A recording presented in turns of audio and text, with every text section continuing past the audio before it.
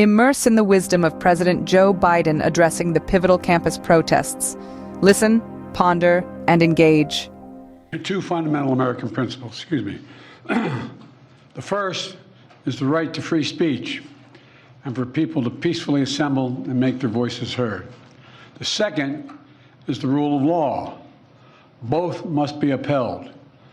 We are not an authoritarian nation where we silence people or squash dissent. The American people are heard. In fact, peaceful protest is in the best tradition of how Americans respond to consequential issues. But neither are we a lawless country. We are a civil society, and order must prevail.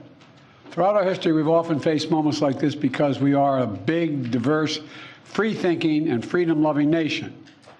In moments like this, there are always those who rush in to score political points.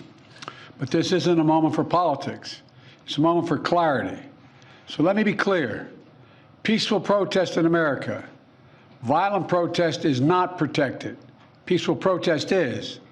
It's against the law when violence occurs. Destroying property is not a peaceful protest.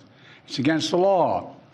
Vandalism, trespassing, breaking windows, shutting down campuses, forcing the cancellation of classes and graduations. None of this is a peaceful protest. Threatening people, intimidating people, instilling fear in people is not a peaceful protest. It's against the law. Dissent is essential to democracy, but dissent must never lead to disorder or to denying the rights of others so students can finish the semester and their college education.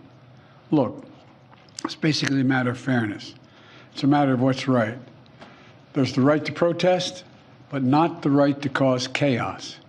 People have the right to get an education, the right to get a degree, the right to walk across the campus safely without fear of being attacked. But let's be clear about this as well.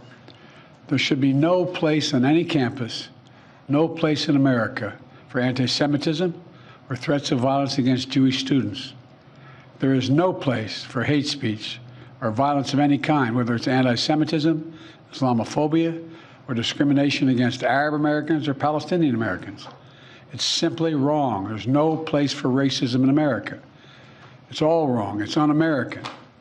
I understand people have strong feelings and deep convictions. In America, we respect the right and protect the right for them to express that. But it doesn't mean anything goes. It needs to be done without violence, without destruction, without hate, and within the law. Make no mistake, as president, I will always defend free speech, and I will always be just as strong in standing up for the rule of law. That's my responsibility to you, the American people, and my obligation to the Constitution. Thank you very much. Mr. President, have the protests forced you to reconsider any of the policies with regard to the region? No. Thank you. Mr. President, do you think the National Guard should intervene? No. Mr. President, Do you agree with what the students are calling for? Mr. President, the former president said